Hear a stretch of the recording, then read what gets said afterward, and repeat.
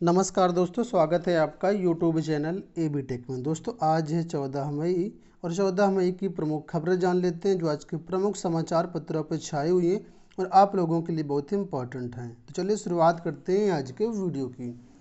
दोस्तों पहली न्यूज़ की बात करते हैं तो शिक्षक भर्ती को लेकर की अपडेट है। 69,000 शिक्षक भर्ती के अंक पत्र कल वेबसाइट पर जारी कर दिए गए हैं।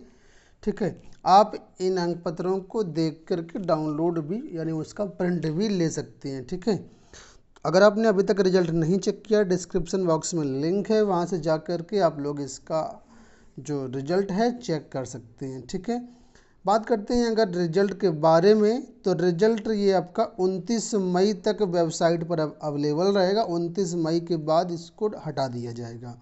ठीक है, वहीं पर दोस्तों ज्वाइनिंग के लिए ऑनलाइन फॉर्म की भी प्रक्रिया शुरू कर दी गई है। आप लोग 18 मई से लेकर के 26 मई तक इसमें ऑनलाइन आवेदन कर सकते हैं और उसके बाद 26 मई के बाद प्रोसेसिंग होगी। प्रोसेसिंग करने के बाद इसकी जो डिस्ट्रिक्ट वाइज काउंसलिंग होगी वो 3 जून से लेकर के 6 जून के बीच आप लोगों की काउंसलिंग करवाई जाएगी। ठीक है, और 6 जून तक सभी को नियुक्ति पत्र दे दिए जाएंगे। तो ये दोस्तों एक बड़ी अपडेट है आप लोगों के लिए। ठीक है, वहीं पर दोस्तों ये बात भी स्पष्ट रूप से यहाँ पर दी गई है कि जब भी आप फॉर्म भरें तो फॉर्म भरते समय इस बात का ध्यान रखें कोई भी त्रुटि ना होने पाए, क्योंकि फॉर्म भरने के बाद आपको संशोधन का कोई भी मौका नहीं दिया जाएगा। इस बार जब आप फॉर्म भरेंगे ज्वाइनिंग ऑनलाइन फॉर्म, उसमें आपको 5 से ज़्यादा जिलों की वरीयता भी ली जा सकती है। पिछली बार ऐसा यहाँ पर अपडेट है कि 5 जिलों की से वो प्रेफरेंस लिए गए थे, लेकिन इस बार 5 से ज़्यादा भी हो सकते हैं। ठीक है, और इसके लिए एनआईसी से बातचीत चल रही है। यहाँ पर ये बात भी स्पष्ट है कि जैसे ही फॉर्म भरे जाएंगे उसके बाद आप लोगों के डॉक्यूमेंट वेरिफिकेशन होगा, वो डिस्ट्रिक्ट में होगा जहाँ पर आप लोग प्रेफरेंस देंगे। मेरिट बना करके डिस्ट्रिक्ट वाइज भेजे जाएंगे, वहाँ पर आप लोगों की ये डॉक्यूमेंट वेरिफिकेशन होगा। और इस बात का आपको ध्यान रखना होगा कि जो भी डॉक्यूमेंट्स हैं अपना बिल्कुल तैयार करके रखें। एक बात यहाँ पर यह भी दी गई है कि अगर 3 जून के बाद लॉकडाउन खुल जाता है तब तो ठीक है, नहीं तो फिर क्या है, सभी अभ्यर्थियों को पास बनवा करके डॉक्यूमेंट वेरिफिकेशन कराने के लिए छूट दी जाएगी। ठीक है, यहाँ पर आप लोग देख सकते हैं स्पष्ट रूप से लिखा, यदि लॉकडाउन नहीं खुलता है तो प्रमाण पत्रों की जांच के लिए पास जारी करने की व्यवस्था की जाएगी। ठीक है, 68,500 शिक्षक भर्ती में मुख्यमंत्री ने 2018 में शिक्षक दिवस पर नियुक्ति पत्र बांटे थे, लेकिन इस बार नियुक्ति पत्र जिलों में दिए जाएंगे। ठीक है, तो ये नियुक्ति पत्र आपको सभी जिलों में मिलेंगे जहाँ भी आपकी ज्वाइनिंग होगी। अब दोस्तों यहाँ पर अपडेट ये है कि भर्ती परीक्षा व शैक्षिक गुणांक बेहतर तो शिक्षक बनना तय।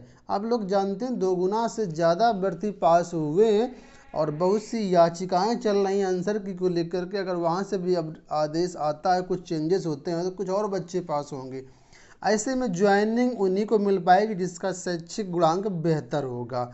अगर शैक्षिक गुणांक कम है तो हो सकता है आप चयन से बाहर हो जाएं। ठीक है, गुणांक कैसे बनता है उसके लिए आप जानते होंगे।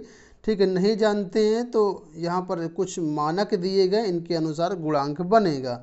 ठीक है, वहीं पर दोस्तों एक अपडेट ये भी है कि जब से रिजल्ट जारी हुआ है व्हाट्सएप और सोशल मीडिया पर फर्जी मतलब रिजल्ट एडिटिंग करके जारी हो रहे हैं।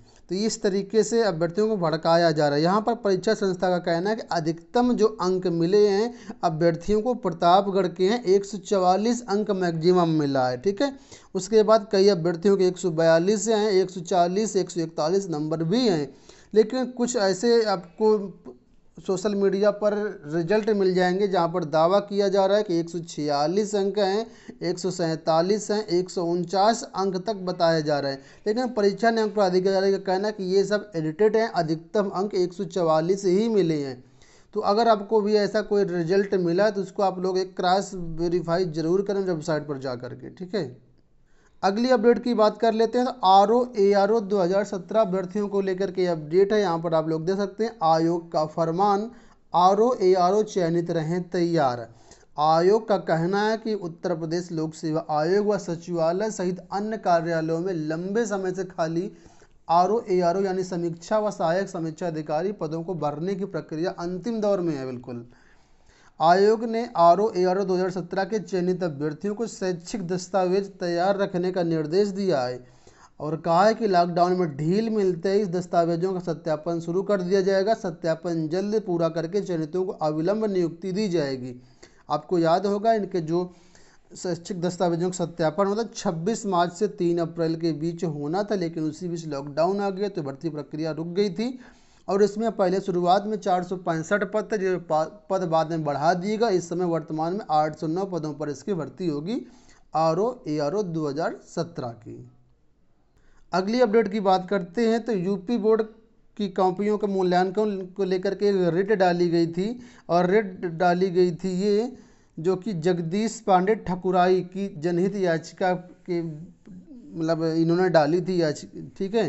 तो कोर्ट ने साफ कह दिया है कि हम इसमें हस्तक्षेप नहीं करेंगे।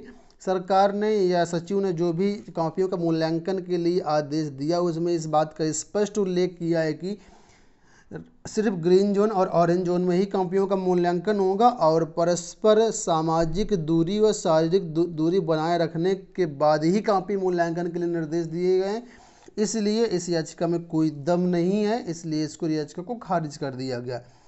ये याचिका जो खारिज की है वो मुख्य न्यायाधीश गोविंद माथुर व न्यायमूर्ति सिद्धार्थ वर्मा की खंडपीठ ने दी है और उन्होंने कहा अगर किसी कर्मचारी का हनन होता है तब हमारे पास आ सकते हैं, तब हम उस पर विचार करेंगे, लेकिन अभी ये जो मूल्यांकन चल रहा है बिल्कुल सही है, हम इसमें हस्तक्षेप नहीं करेंगे। अगली अपडेट की बात कर लेते हैं तो इलाहाबाद विश्वविद्यालय में EWS कोटे के तहत 25% सीटें बढ़ाई दी गई हैं, ठीक है।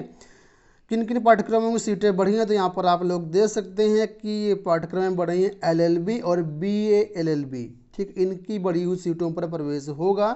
इसके लिए ऑनलाइन आवेदन स्टार्ट है। अगर आपने अभी तक नहीं किया आवेदन और करना चाहते हैं, ग्रेजुएशन PG कोर्सेस लॉ और बहुत सारे प्रोफेशनल कोर्स हैं, इसके एडमिशन चालू हैं। डिस्क्रिप्शन बॉक्स में आपको लिंक मिल जाएगा, गूगल पर डाल दीजिए गवर्नमेंट जॉब सेंटर, वहाँ पर लेटेस्ट जॉब के सेक्शन में आपको इसके आवेदन फॉर्म एडमिशन के सेक्शन में इसके आवेदन फॉर्म मिल जाएंगे, वहाँ से आप लोग आवेदन कर सकते हैं, ठीक है।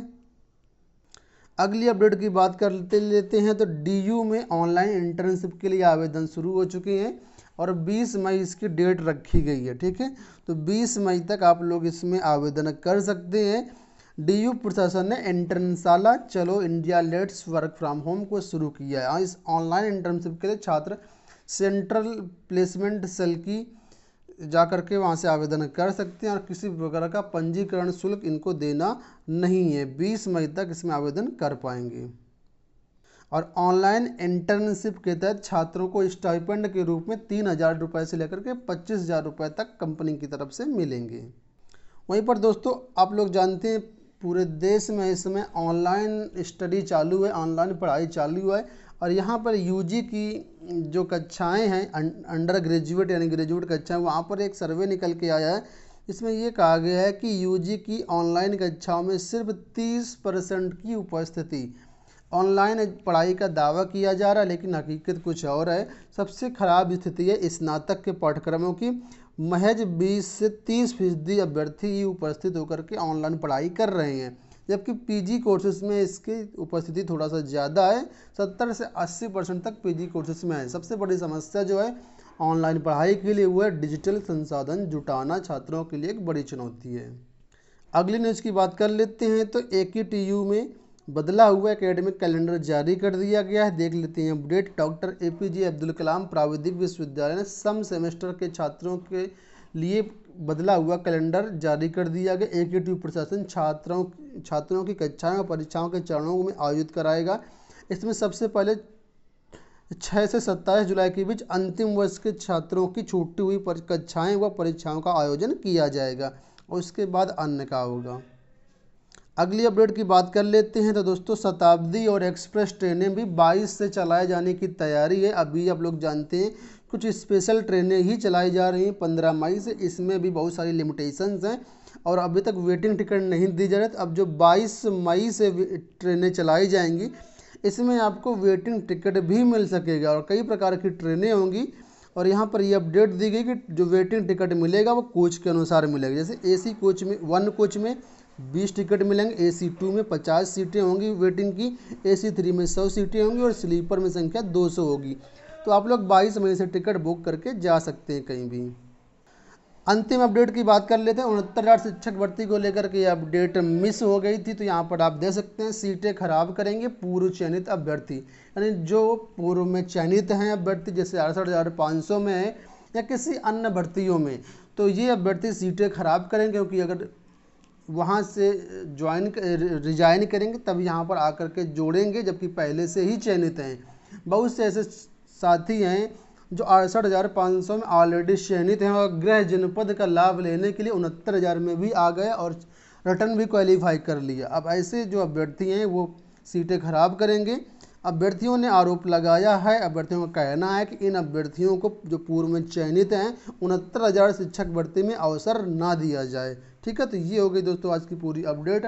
आशा करते हैं वीडियो पसंद आया होगा। वीडियो को लाइक और शेयर कर दीजिएगा। धन्यवाद।